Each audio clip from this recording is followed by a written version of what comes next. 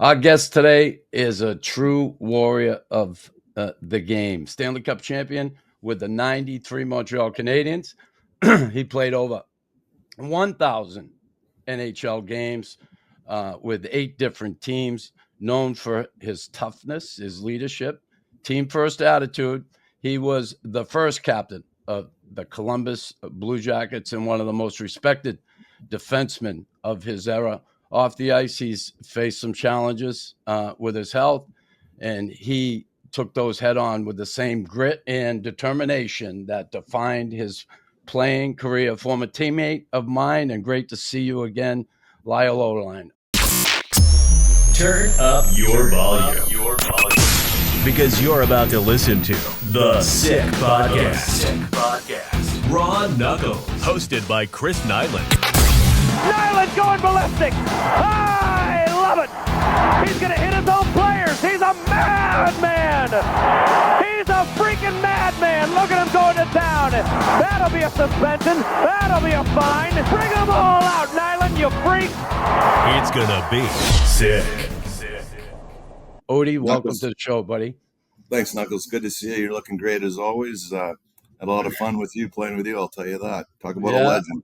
Yeah, the days, right, when we look back. Listen, I want to, obviously, I want to go back Saskatchewan, growing up there. Quill Lake. Saskatchewan has the best names of towns. Quill Lake, Porcupine Plain, good soil, like some of the best names. Whoever come up with them, it's brilliant. But growing up there, how's it start for you? How's the game of hockey start for you? You grew up on the farm, I know, with your brothers. Did it all start right there? Yeah, it did. But we had a lot of guys in there. Like you brought up Porcupine Plain with like Kelly Chase, and then Calvin down the road with Wendell Clark, Joey Kosher, Larry Melrose. I mean, there was a bunch of us. Kevin Kaminsky come onto that area, and it's weird and with like a 50-mile radius. And all there was to do in Saskatchewan was either play hockey or curl or drive your skidoo. So I choose hockey. So, you grew up on a farm there in Quill Lake with your brothers, Lee and Sally, mom and dad. Again, I was a city kid growing up. What's that like as a kid? Like, you getting up every morning, having to do the chores, get out there. And how young does that start for you? Like getting out there and going. We always had the cattle and the pigs and the chickens and the ducks and geese, and it was 7 days a week, twice a day. 40 below weather in the wintertime. Could be 100 in the summer. Just didn't know no better. And when I left home at like 15, got to be more worldly, and now I don't go back at all because it's too cold. Yeah, right. It's funny. I remember playing with Mark Hunter and Hunts used to, because they grew up on the farm too, right? And the three brothers, they all played in the NHL. And Hunts was like, we better go far in the playoffs because I don't want to have to go home and do the farm. They did. Even when they were playing the NHL, they had to go back and do the work. Whoever was out of the playoffs first went back home. Yeah, I agree. I remember losing out and going back to the farm right away. And I mean, I wanted to go deep in the playoffs all the time and to win especially, but I didn't want to go back and drive the tractor all the time. Yeah. Much easier fighting and playing on the ice. So going up there, does it start out like on the ponds for hockey for you? Did you start organized hockey right away? Where did it start? We just, I think they put the skates on us about 2.5 years old on the pond. And then our town was only like 500 people. So you had access to the rink all the time. So we were on the ice every day. And it's like on Sundays, we'd have a shinny game with all the guys around and play for hours on end. So you certainly played the game, old school, tough hockey. Where's that come from? With the brothers, your brothers fighting your brothers, or where did that all start, the tough part of it? I don't know. It just kind of grew up that way and was good on the street and was good on the ice at it. But you're always in a competition with everybody, as you know, growing up, and whether it was in school or outside the rink fighting after the game. That's just how we grew up. It's funny, like growing up, me in Boston, I played high school hockey. I never knew anything about junior hockey, and I'm Right. sure I would have been suited for it. But I certainly would have been suited for the Western League. You grew up playing in the Western League with the Yeah. Moose Jaw Warriors. Now, how's that come about? Where did they find you? Did they draft you? And then what was it like your first year going into Moose Jaw? Because again, how old were you your first year going into Moose Jaw? 17. There's a thing they have each team in the WHL. I don't know how it is now, but back in my day, it was they had a 50-player list, and it could be in Portland, Oregon, or it could be wherever. And you get put on the list, and then you go there and try and make the team. But if you're on that list, usually you're going to make the team. So you get on the list, you go to Moose Jaw, Yeah. 85, 86. The year I was fortunate enough to be with the Habs and win the Stanley Cup. Yep. Your first year, you had pretty good numbers. What was it like first year going in there? Did you have any, like, the nerves of shit? I'm 17 years old. I'm coming into this league. I know it's tough. I know I'm going to have to fight. Listen, I've talked to so many guys who, played that role in the NHL. And the only one guy I think I've talked to was Ty, who said he's never scared of anything. He never had any nerves. And I have a hard time believing that because bullshit. Yeah. What was that like as a 17-year-old kid? What was it like for you going in there that first? I left home at 15, so it really didn't bother me. And I had some great billets, Jim and Linda Lowe. They were like family, still are. And they took me in, and it was just like living at home, basically, and thrilled to play in the WHL. Yeah. But I'm talking about on the ice, getting out there in that first, because you're playing against some older guys, some, 19-year-old, 20-year-old kids. Yeah. And, there can be a pretty big difference between a 17-year-old and a 20-year-old. And totally. What was that first game like, that first fight like for you? And how'd you do? I did good. I enjoyed it. I did enjoy fighting. Always did. I was good at it. I remember one time, though, I think I was 17 and Kenny Baumgartner was 20, and we had a 5-on-5, and he beat the living shit out of me. When I got to the NHL, I said, "Remember me?" So it didn't go that well for him, man. Good, right? So you play those 3 years junior. You had a great last year in 87, 88, 15 goals, 43 assists in 63 games. Now, did you believe you were going to get drafted, or was there talk about it? Yeah. Actually, after Christmas, it comes out and see who's all rated. I was rated 20th overall in the first round. And wow. Yeah, I got knocked out by Kenny Baumgartner. I missed a few months. And then I ended up going in the 7th round of Montreal Canadiens. But I knew I had to fight to make the team, obviously. But I knew I could play too. Now, how did you go from rated 20th to getting picked in what round was it? The 7th round? 140, 144. First. Yeah. How'd that happen? Why? Just because you lost the fight? No, I missed some a few months or whatever it was, and my game wasn't like it was when you come back and you're younger, and maybe I was a little tentative. Yeah. And then I just you mature as as you get around older guys, and things shit happens and stuff, like playing with Mike Keane, as was captain of the Canadiens too, and you played with Keener. Yeah. And he was a good role model. Yeah. And Keener was one of the toughest guys in the league back then when I was 17. Yeah, right. Yeah. And I'll tell you about Keener. I remember when he first came to training camp in Montreal, I was watching the rookie camp. Right. And this kid came in. He was a college kid from Boston College. Big kid. I forget his name, but he was big. He was like 6'3", centerman, big, tough kid. And him and Keener hit him, and he turned around. He slashed Keener. They turned around, dropped their gloves. Oh my God! And I hadn't heard of Mike Keane. Right. I didn't know who he was yet. He was just a rookie. when he came to camp, and I was Free watching. agent. Yeah. Did he ever give it to that kid? And that was the end of that kid. He never even went to – I think he went home the next day. He was like, forget this. I like college hockey better than this. Right. But he ended up going home. And that was the first I saw Akina. Yeah. So you leave junior. You get drafted. Obviously, you didn't go the draft, right? Back then? No, yeah. We didn't go the draft back in the 80s. No. And you get drafted by the Habs. How did you come to train? What year did you come to training camp first? Your first camp? I would have been 18.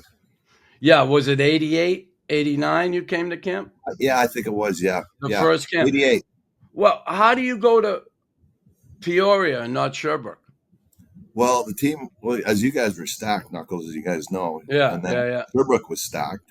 Yeah. And actually had a good camp, but the team was already picked.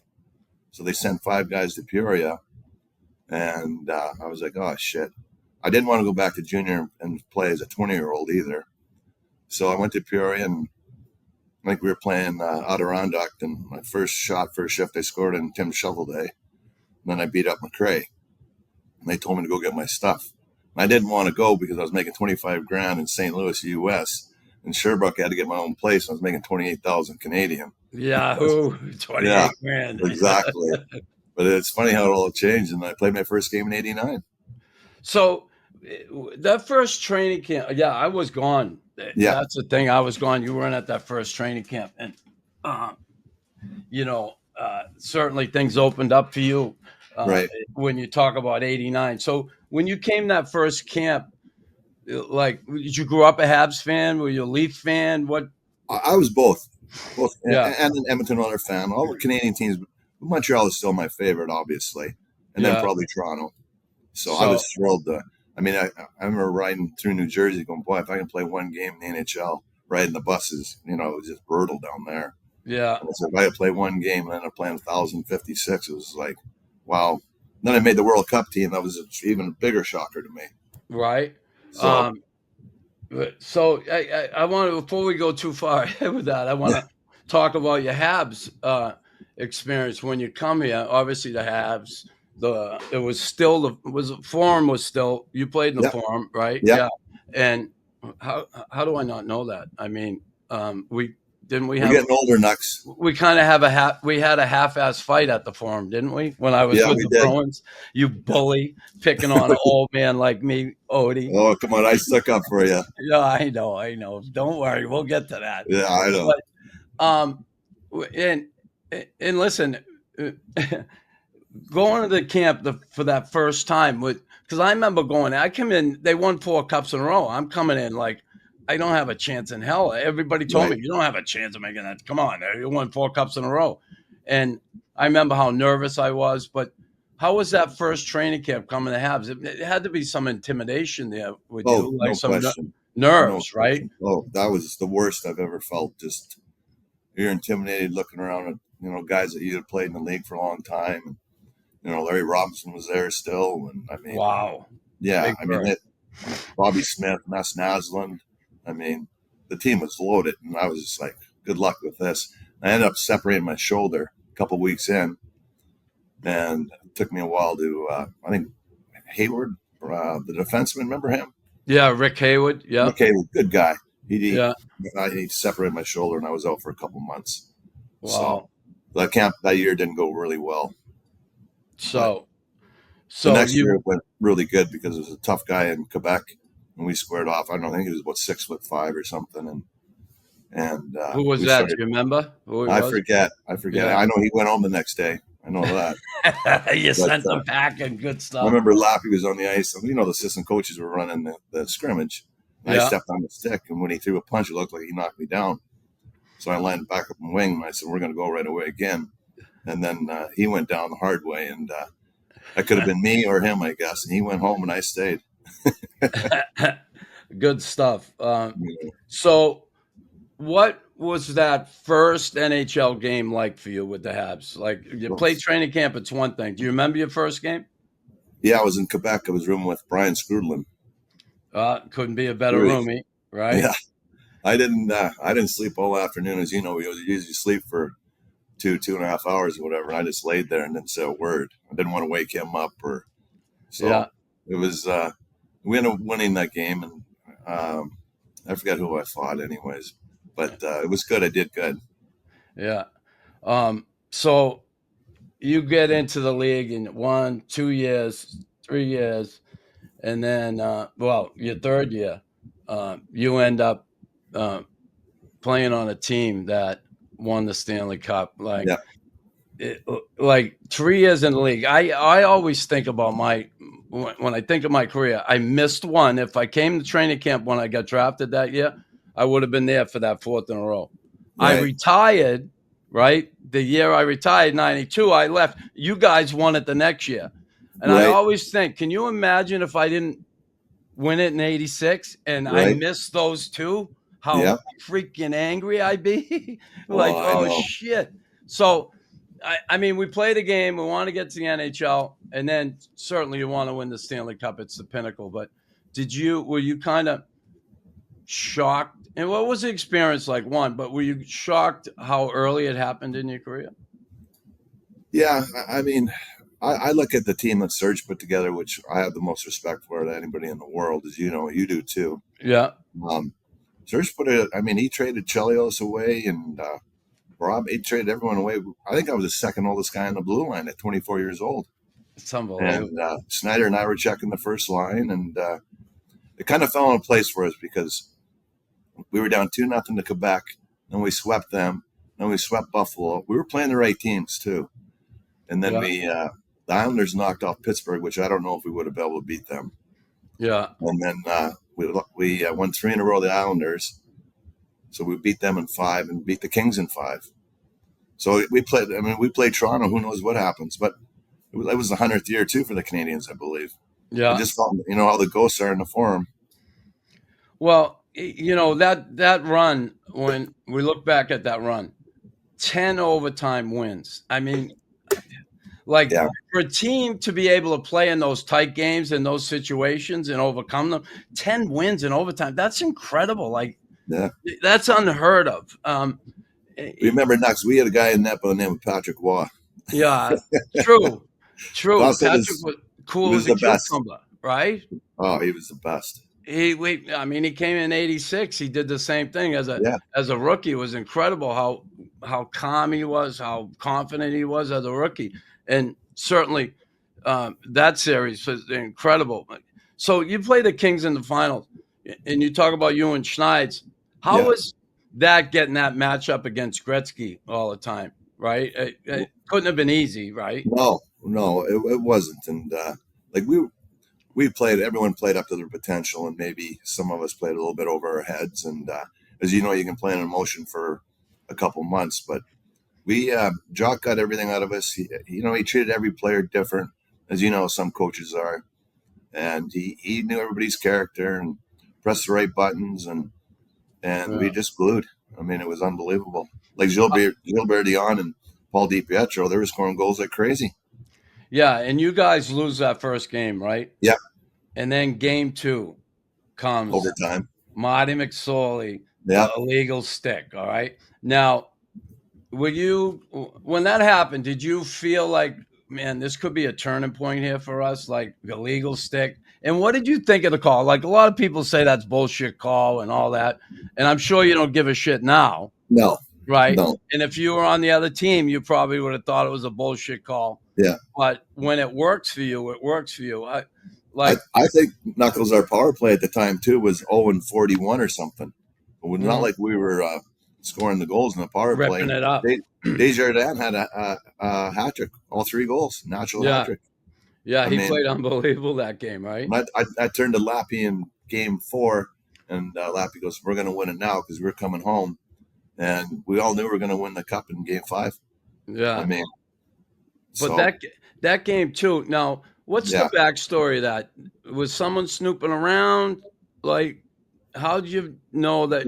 Was it just we saw Marty's stick? We knew he had a illegal curve? Well, Guy Carbonell actually made that call because Carb was on the ice, checking the best line and stuff, and Marty was playing too with Gretzky on defense. Mm. and Carbo said that McSorley's got a legal stick, Yeah. and he made the call, and Did thank did God. he go? Did he go to Demers first and ask Yeah, Jacques? He said, "Hey, should yeah, I?" Yeah, yeah. yeah, yeah, And that's unbelievable. And then you end yeah. up Dan scores and Yeah. you go on and win that game. That was huge because you go down 2-0. Oh, And I'm not saying you wouldn't have come back, right. but It's that's a tough. big hole. You lose, you can't go into LA and lose one game, and it's No. 3-1. Who comes back from Right. that? It's just the odds are against it. So that was Right. huge. So game 5, you win the cup at home. Like, how cool is that, Odie? Oh, Like wow. It took months and months. I mean, you just can't believe it. And you're thinking you're going to win another 4 or 5 cups at my age. You know, right? man, this isn't that bad. And then, Yeah. you get to the dance a couple times and you're like, and it's a long summer, as you know, especially when you lose. And you're like, oh my God, that's the Well, worst. that certainly was your longest playoff season, 20 Yeah. games. With the Devs, you played 10. But isn't it funny? Like, I remember 86 winning. You win the cup and you're going, oh, we'll be back here. Yeah.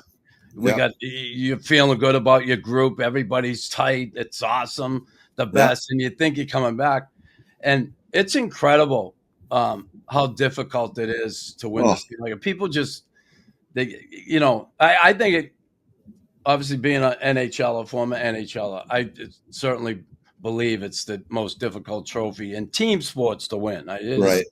The road to get there, Yeah. the battles you have to go through, and how you have to persevere night in, night out, and the Yeah. physicality of the games. People, you appreciate it so much more when you look back on it. But Well, Knuckles, when we were playing too, I mean, they don't do it today. I'm sure they don't. I mean, I can't tell how many needles guys were taking, I was taking, just to get Yeah. shot up to play. yeah, I mean, your body at the end is just like, it's like a noodle. well, yeah. I mean, there's no question about it. I know the Stanley Cup final when I played, I was hurt the last game.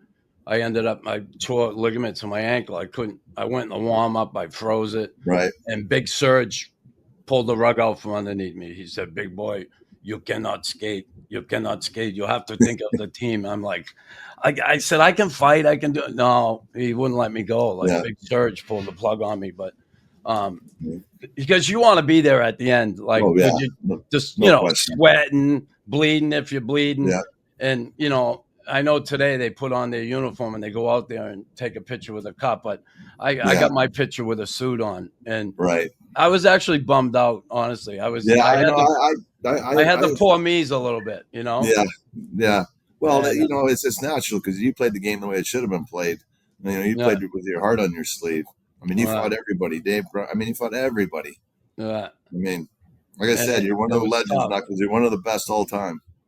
So if you look back on that 93 run to the cup, what is for you like that one moment that you pull out of that? Whatever it is, but whatever round, whatever the end, whatever. What's that one moment that you're like, wow? Well, when we were down 2-0 to Quebec, and I remember Serge and stuff come up and Corey and said, "You guys can't beat these guys or what?"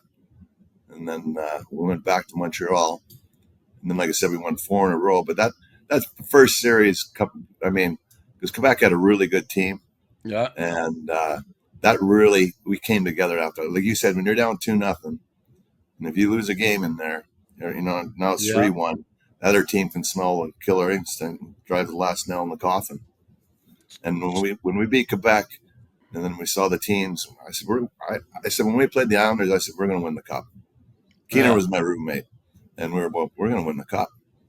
And then, sure enough, it was So unbelievable. when you said, Odie, Serge and Corey talked to you, because I remember in '86, the end of the season, we stunk. We were like, I don't know, 3, 6-2 or something in the last 10 games. It was ridiculous how bad we were playing.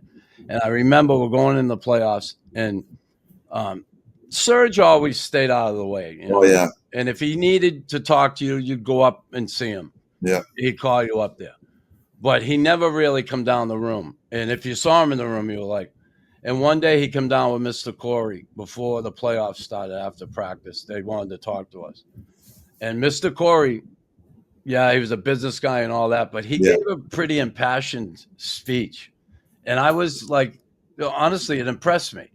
And it moved me somewhat. And I think it did a lot of guys in the room. And then Serge spoke. And I'll never forget it. And we went off, and away we went 3 in a row to Boston. We won Game 7 against Hartford, and then 4-1, 4-1 the last 2 series. Right. But how about you?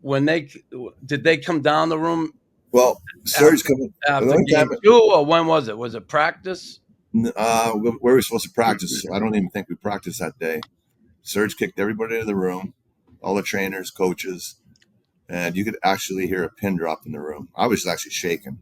I don't know how everybody else was, but when he started talking, it was like you listened. Yeah. I mean, that's how much respect everybody had for him. And as you know, that organization hasn't been the same since Serge left. No, I know. Right. I mean, it is what it is, but I would love to see the Canadiens win the Cup again. Yeah. What, it's been 33 years? Well, the thing is, they got to go in the right direction now. Right. Thank God. But it has been a long time. Right. A long time in futility, to be honest. These guys have done it right as far as rebuilding. They're putting the pieces together. And quite frankly, this fan base has been way more than patient with this rebuild. This year they got a little antsy at the beginning of the season. Yeah. Because they honestly, they shouldn't have been in the hole they were from the start of the season like that.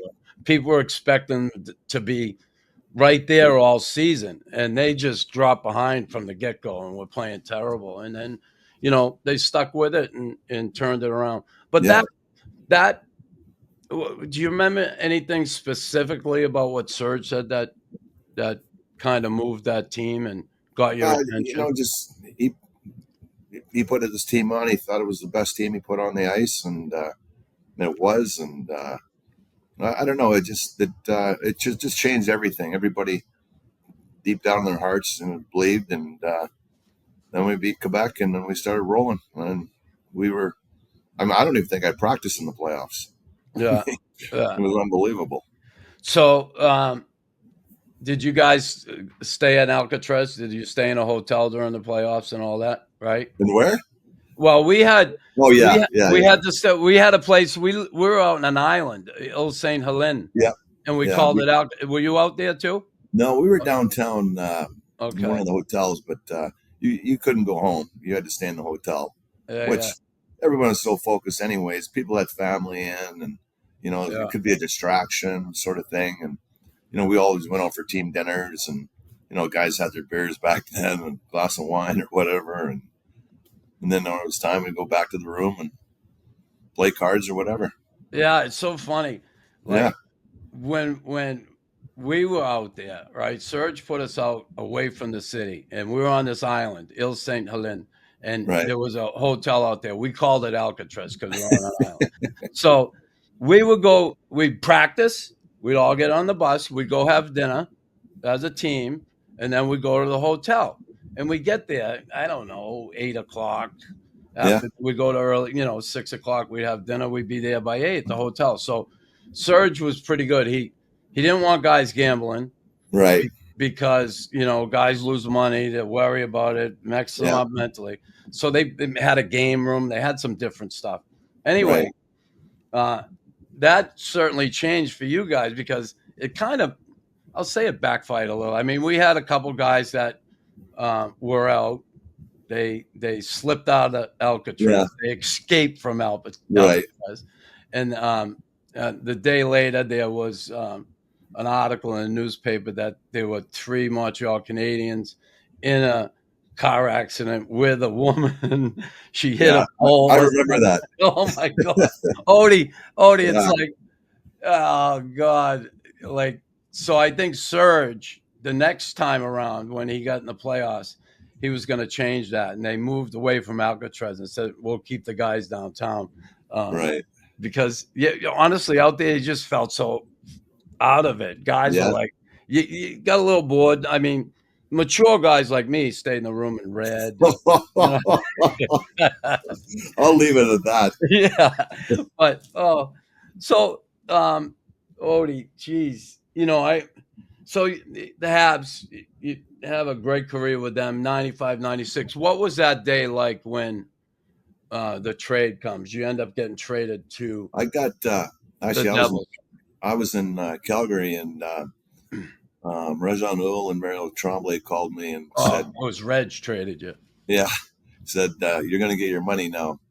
I wasn't even worried about the money. I mean, I was willing to take a bit of a pay cut even to stay there. I mean, as you know, playing for the Habs is the only. I never wanted to play anywhere else. Right. I didn't. Right.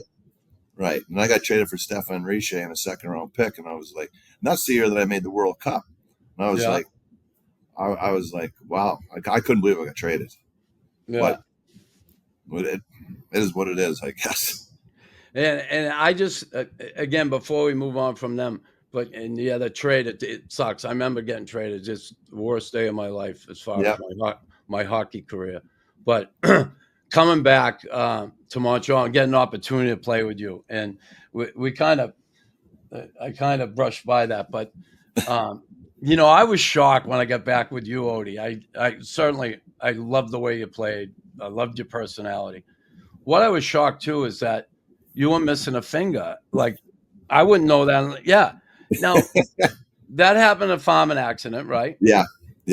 And like, was there an adjustment for you? Like, obviously, when you were playing hockey, you were fine. You had all your extremities, and then you lose one. Was there an adjustment?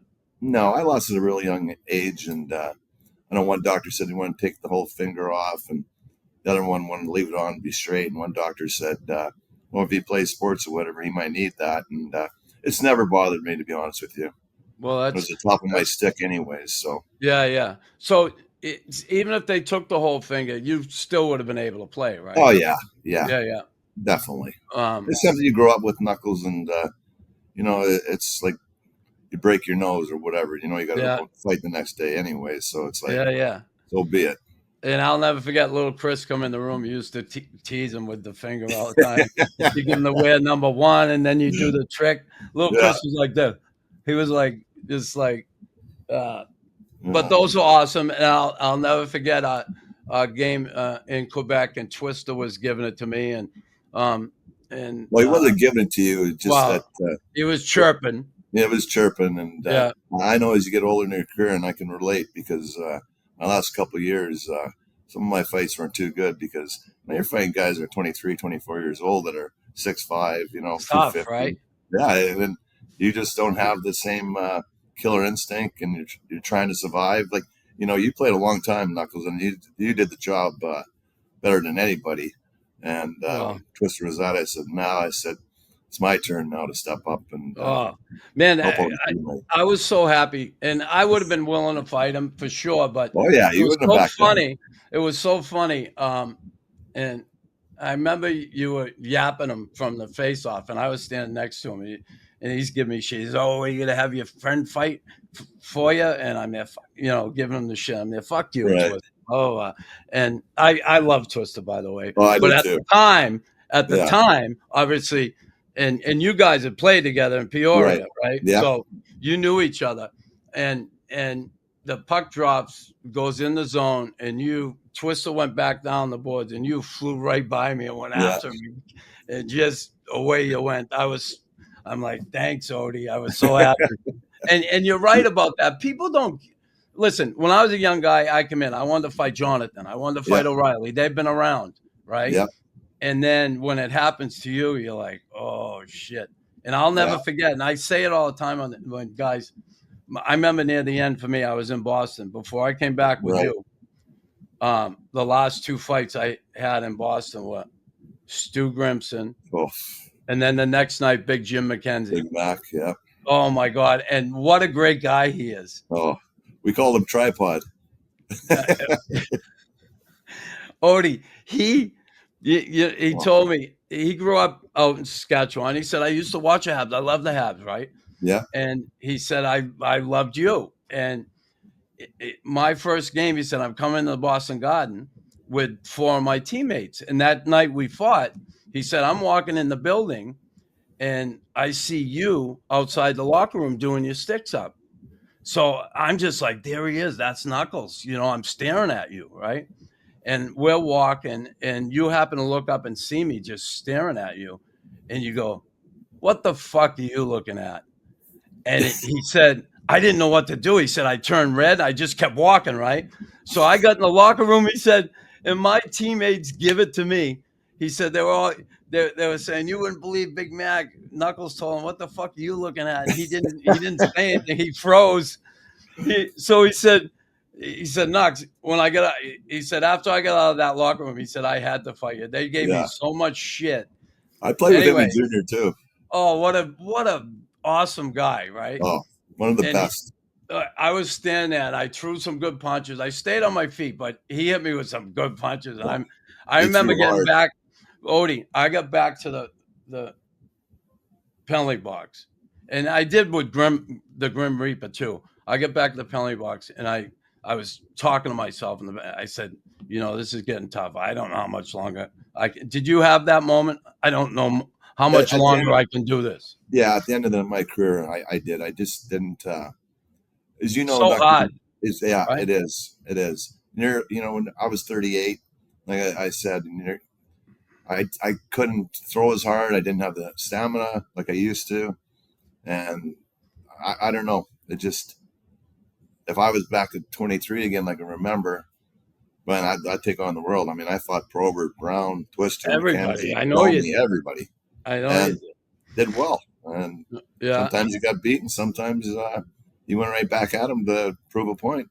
Yeah, you take your punches. And like I've had a lot of guys on, Brownie, Big Mac, Grim Reaper, Ty. And, I've talked to guys too that said, what was it like for you? Because I know for me, here's the deal. I love my job. Yep. I had fear. There's no question. I didn't want to lose a fight. I had fear of losing a fight because you know what happens if you lose a couple. You could be out the door pretty quick.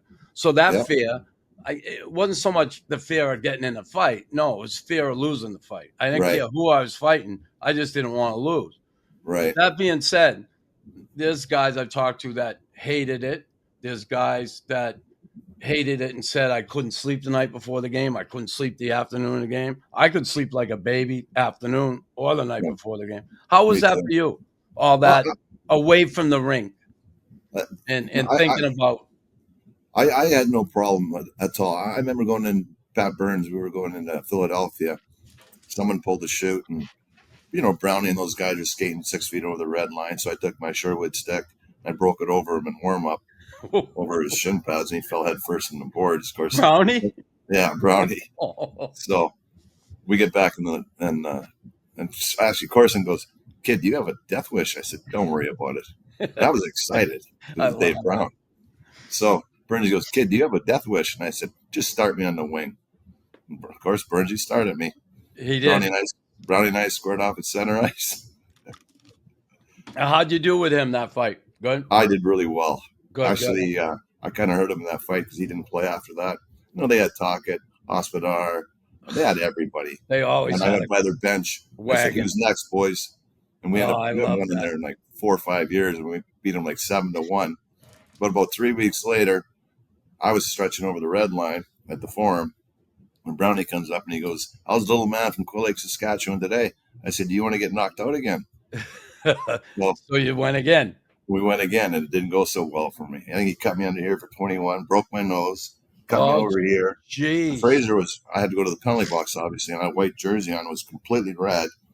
And Brownie leans over and goes, "How'd that feel, kid?" I said, "You punch like a faggot." And then Fraser goes, "You got to go get stitched up and cleaned up." I never got another shift. Oh, my God. Wow. So he was waiting to come back, and that's what happens. You lose one. Yeah. You want to prove yourself again, and shit, he broke your nose. Everything. Now, was he throwing rights or lefts? All lefts, straight lefts. Oh man. See, like for me, when I fought a guy like that, I would always take away his strong suit, right? Right. I would just take it away. I was so young, and you got to understand, I went on a roll for about 3 weeks, like fighting kosher. I mean, everybody, and all of a sudden I was kind of the new kid on the block. And you got a little cocky? Did you get a little Yeah, Oh, feeling yeah. good. And I opened right up against Brownie in the second. I didn't go down or anything, but man, did I feel my head was like looked like I don't know what it looked Oh, like. oh my God. I never Oh, I knew don't that. remember that though. But we Yeah. fought after that a lot of times, and Brownie got to that age, like you said, Nux, that we were. And Brownie told Mark Recchi one time, he said, "Tell that Odelein kid I don't want to fight him no more. I'm just trying to survive." Yeah. And I said, "Well, that's fine then." Yeah. So It's, I had him on here, and, we had that fight before the game and all. yeah, I He had remember no that. jersey on, and Yeah, I just, I met him down. They did a fight night down in Philadelphia, and I went down to fight night, and we had to get on stage, and all the fans are there. They had a few other guys. O'Reilly was there with Dave yeah, Schultz, and they talked about their goals. And they had me and Brownie up there, and Stan. yeah. But we talked about the brawl that night, and that's the first time I met him.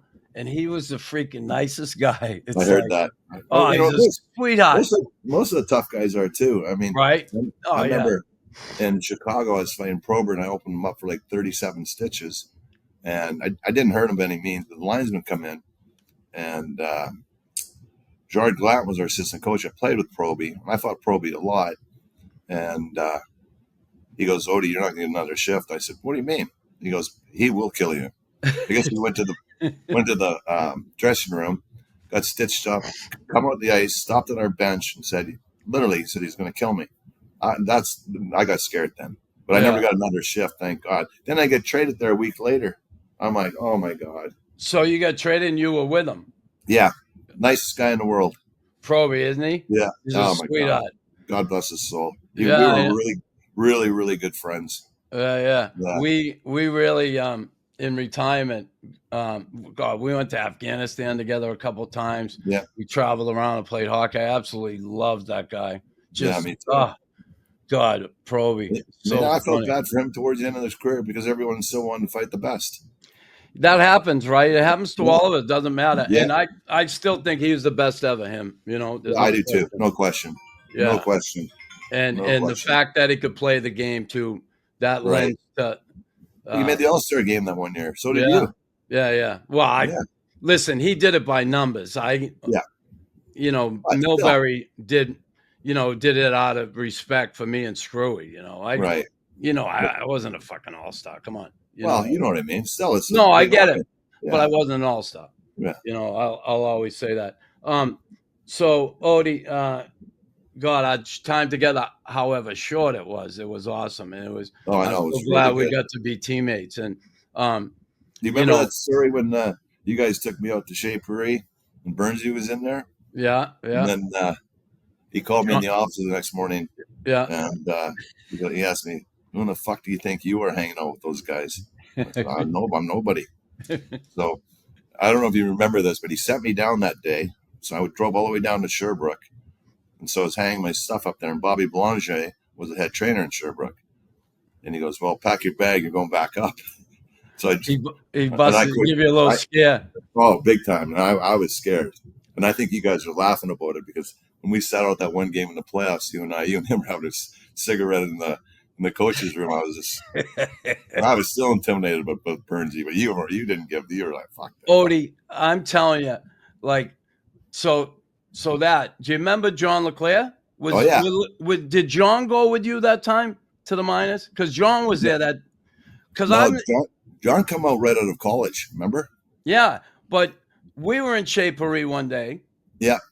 And JL was with us, and he would just come out, right? And I had just come back, and I remember Big Serge saying, "Hey, I don't want you to be a bad influence on the young guys." So we're at Shea Prairie. We're all sitting on the lounge, right? Yeah. And we're all sitting there, and JL's right next to me. And all of a sudden, I'm sitting there. He goes, "Oh shit!" He said, "Burnsy's here." And I looked over, and Burnsy's at where you come in the entrance, and he's just like this, looking around. And he sees us. So John goes, "Fuck, I got to get out of here, Nux." And I'm there. Don't move. Don't go anywhere. He's going to think you're the biggest pussy if you get up and leave. I said, "I'm going to send him a beer. We'll send him a beer over. If you leave now, he's going to lose all respect for you." Right. So he sat tight. He said, "Fuck, I'm going to get sent down." I said, "No, he's just, If you get up and leave, you'll get sent down. Right. Anyway, we get to the rink the next day, gone, right down to Sherbrooke. Burnsy was like, fucking, it was so funny, and I felt bad. In that year, right? Yeah. I remember how we have the tests at the end of the year, had Yeah. to do the sit-ups, all the fitness testing. And we also went on strike, right, that year, which sucked. But I'm living in Haddon Arms with Burnsy. Serge put me in there so Burnsy could keep an eye on me, right? So how did that work? Listen, so we got the testing, and it's going to be the next day. We get out of practice. It's going to be the next day. And Burnsy said, "Are you going home right after practice?" I said, "Yeah, I'll be there." He said, "Oh, I'm going to stop by." So sure enough, I get home, and I get a knock on the door. He says, "What are you doing tonight?" I said, "Oh, no, I might just grab a bite to eat. I got them tests tomorrow." He said, "Fuck the test." He said, "Come out to dinner with me. We'll go for dinner." So I'm there, all right. So I go for dinner. We go to this Italian restaurant. He's got 2 chicks there. He's meeting, right? Two firecrackers, right? And we have dinner, and then he said, "Let's go." And, I think we left the restaurant around, 10 o'clock. And we go to the Pasha Club. So I'm in there ripping it up with him, and I'm looking at the clock. I'm there. I got to get going, bro. I don't give a shit about them tests. I know what you can do. I don't even care, right?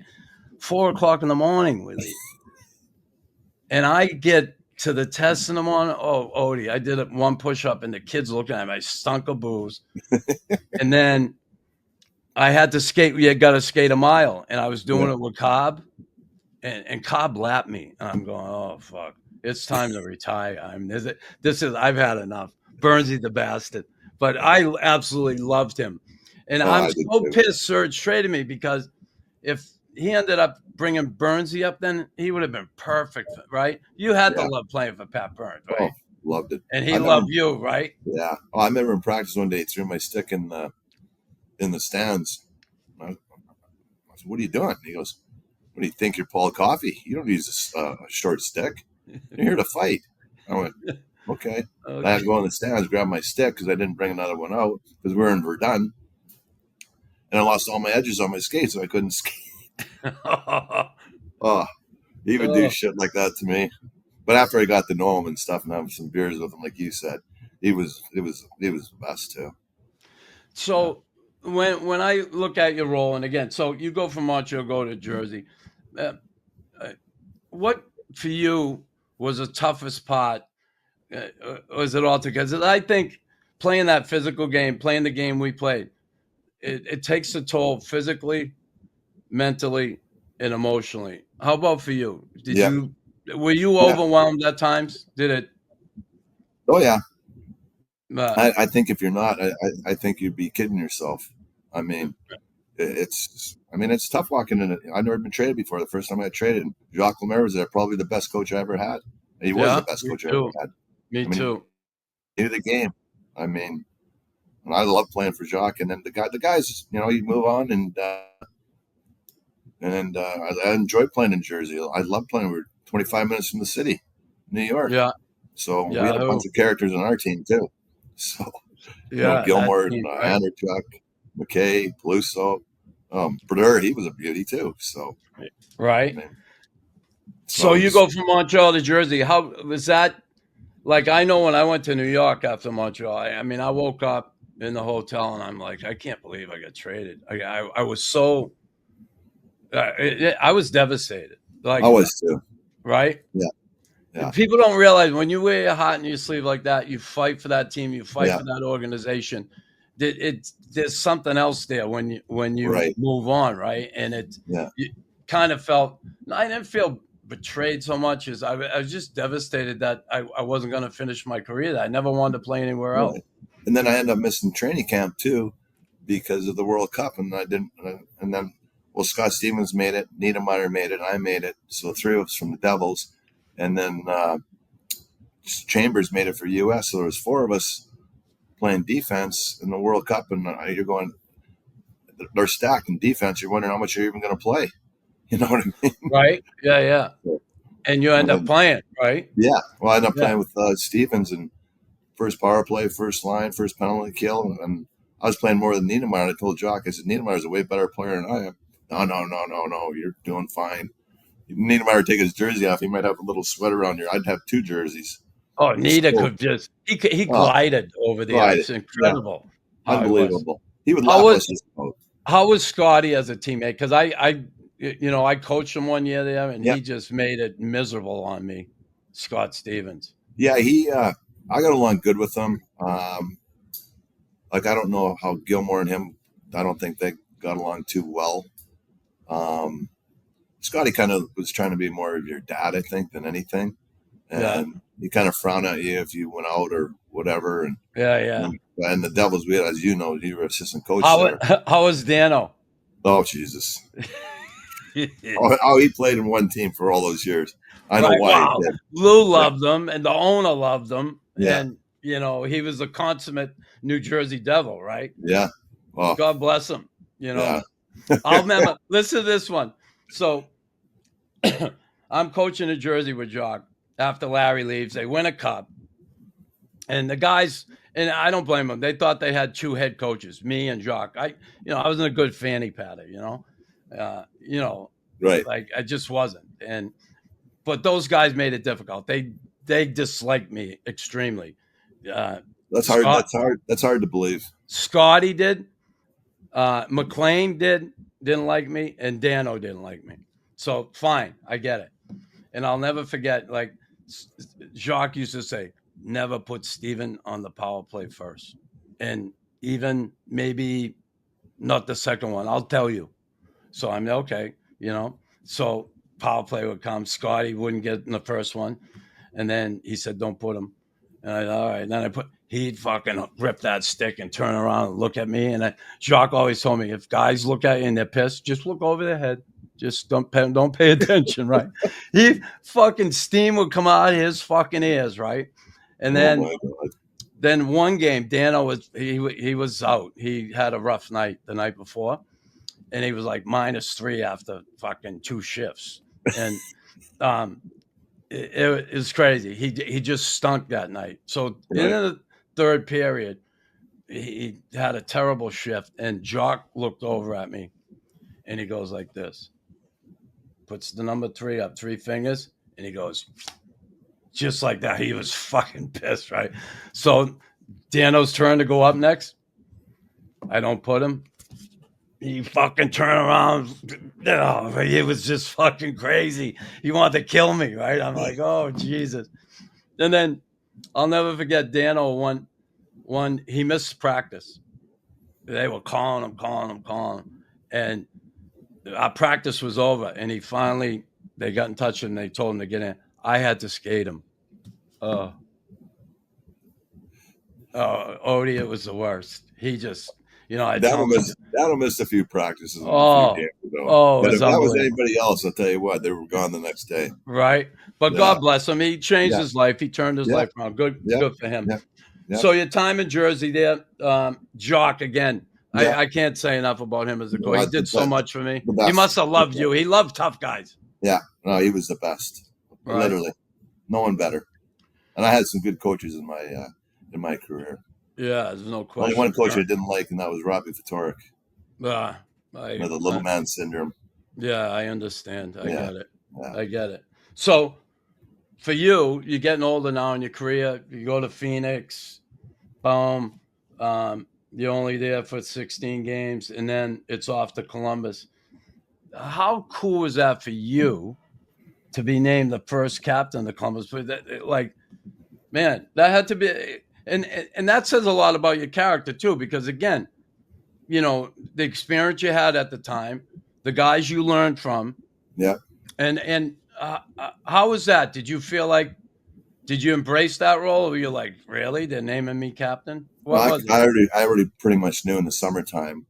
That's probably one of the reasons why I signed there. And I thank Doug McLean and Mr. Mack.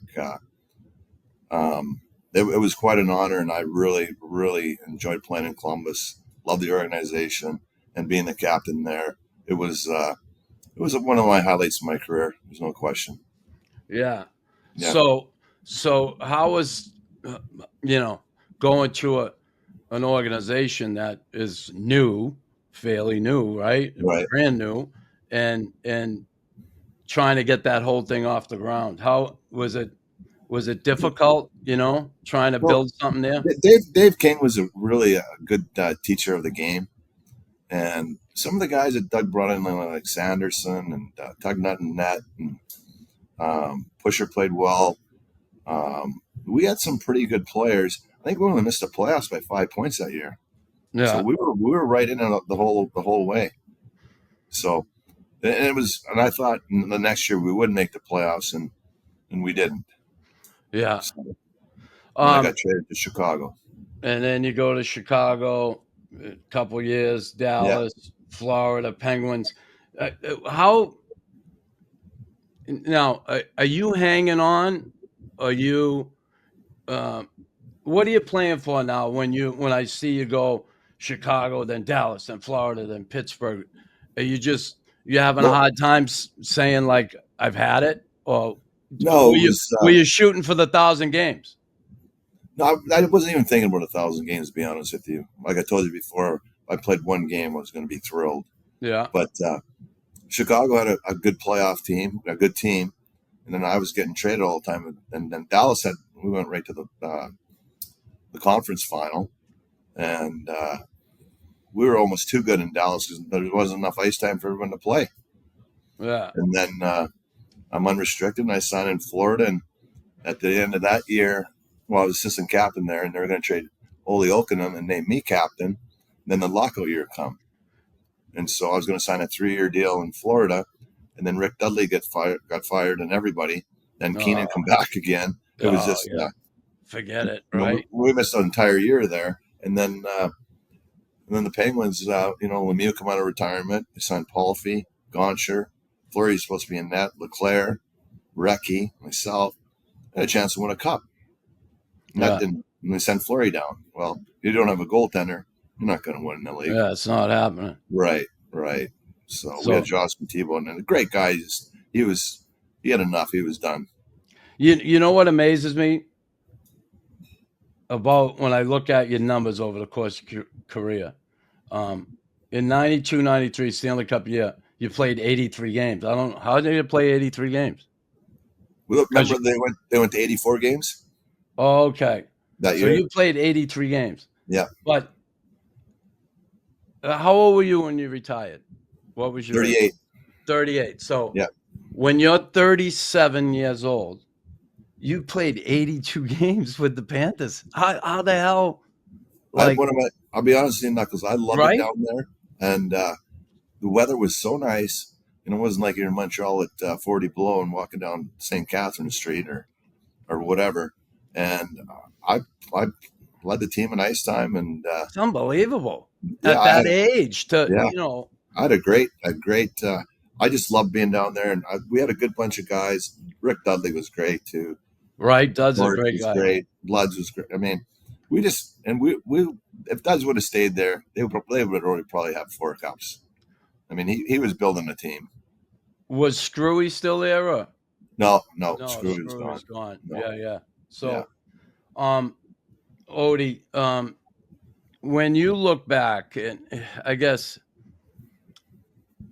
the question I want to ask, looking back, if you could go back and give rookie Lyle Odelein some advice, what would it be? Live the dream.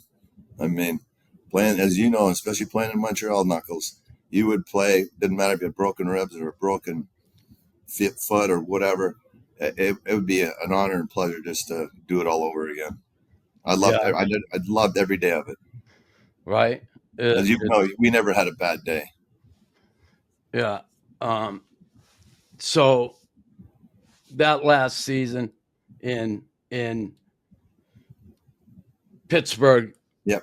You retire. Like, did you retire on your own terms? Did you? I blew my knee out after Christmas. Yeah. And then I really knew I was done. I didn't have anything in the tank left. I think what hurt me, Knuckles, I think it was 350 people lost their jobs during that lockout year. Yeah. Guys that were my age and stuff. But I think, as you know, when you heal up after a year at that age, you Yeah. don't really have that fire instinct in you again, like to go out and fight all these guys like Goddard. And I mean, it Yeah, was, it's tough, right? yeah. When I You was fighting won. Brock, and I mean, it was just like, these guys are young guys. And now they're like 278. So, how was the transition for you, like leaving the game? Like I struggled. I always talk to guys. How was that transition for you? For me, it was, I knew I was done. I didn't have another shift in me. I didn't have another fight in me. Yeah, I And get that. But going into the real world now, how difficult was that? How'd you navigate that? you know what, Nux? It really didn't bother me at all. Yeah. Because I got a cup.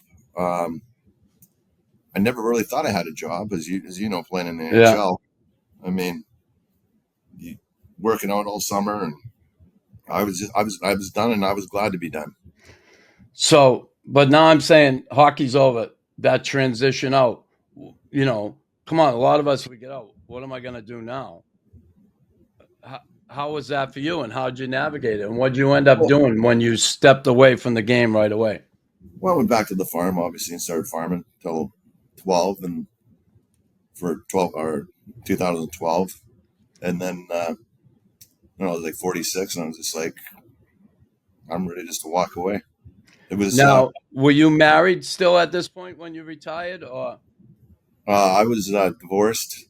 Yeah. And I got remarried a couple of years later. I have 3 beautiful, beautiful stepkids, and I have 3 kids of my own. So we're kind of the Brady Bunch, 6 kids. Yeah. And my wife is awesome. She probably saved my life. I know she did. When did you meet Laurel? I met her actually at a party in 05, but she was married and I was still married. And then she got divorced and I got divorced, and we just kind of hooked up and been together basically for 16 years. So you guys were in Pittsburgh. You met in Pittsburgh. Yeah. Okay. Yeah. So that transition out, and then you had certainly had some health issues that you had to deal with. Christ, you were in a coma for 40 days. Yeah. You ended up with 3 transplants. I didn't realize it was 3 transplants you had, Odie. All at once. Man, how'd this come about? I don't think a lot of people really know the story, understand it. What happened? I was playing golf with my brother-in-law in Arizona, and looking for a ball. They're called jumping cactuses. It's not the first time it's happened to somebody. Yeah. So I got stuck in my calf, and you had to wear pants, obviously, out there. And we pulling them off with our irons and stuff. And I thought I got all of the cactus out, which I didn't. So I was fine. Our pain thresh is different than everyone else's knuckles, So I said, I'm not worried. I'm still tired. And my wife and daughter were in LA camp or whatever. And I couldn't get out of bed. And then one of my friends come over and pick me up. And he said, you got to go to the hospital. And so I saw Noctai, which is a good friend of mine, the surgeon. And he said, oh, you got blood poisoning. You'll be in and out of here in a day or 2. Well, 4 months later. Jesus. It went all through my body. So it was because of the cactus? Yeah. Stuck in you? Yeah. Now, there's a poison in there that affected your neurological system? But if I would have went to the hospital right away, that would never have happened. Okay. My leg turned black, and then it went into my blood and into my heart. And wow. Blah, blah, blah. Now, how long, Odie, after that cactus went into your skin till you ended up in a coma? Oh, God. A week later? Was it a week later? Probably a couple weeks later. Okay. You kind of block that stuff out after a while. My wife could tell you everything, but I spent like 4 months in the hospital. Then I was paralyzed from neck down, and I had to learn how to walk again, learn how to talk, and therapy twice a day. And it was a grind. I went down to 170 pounds. I mean, you couldn't eat or. God bless you. I'm cut from head to toe. Yeah, that God, I when I think of it, and I've seen so many guys that come back from Afghanistan and from the war who are paralyzed, and from bombs or whatever happened to them, and to think that you were paralyzed from the neck down. What the hell Yeah, is going through your mind? Like, do you think, were you thinking it's going to be this way the rest of your life, or did the doctors give you some hope? No, I couldn't talk, and my wife said I'd give her the dirtiest looks and stuff. But I mean, I said I'm not going to live this way. And basically, I only had 24 hours to live. And the doctor said it was over the long weekend, you know, because you had to find the right match for your liver, obviously. Yeah. And somebody got in an accident, unfortunately, and I ended up getting his liver and kidney, and they had to do one at a time, like my pig valve here, as you can see. Yeah. It broke my chest. Yeah. So they transplanted your liver and your kidney. It's incredible. Yeah. What that goddamn little cactus thing did to you. Yeah. Oh man. Yeah. I think I'm the only one in the world to pass that surgery. The 5 of the 6 doctors didn't want to do it. Wow. But Knox said, you know, he's in good shape. If anybody can beat it, he could beat it. And I think I had 5% chance of living. Well, you certainly overcame those odds with that and determination my wife grit. There every day. Unreal. Wow, of course. You certainly need help to get through it, but that grit and determination of your own to get back on your feet again, to be walking again, to be golfing again, right? Like I just want to be back on your show. God bless you. You know, I remember you come up for the anniversary, and I saw you, and it was not long after, right? Yeah. And I was like shocked when you told me, but I didn't realize that the number of transplants that you had, and the 40 days in a coma. Christ, I felt bad. I was in the hospital for 3 months once with an infection, but you know, it was like, hello, you know. Right. And I think of that, it's like, oh, God bless you. So, Odie,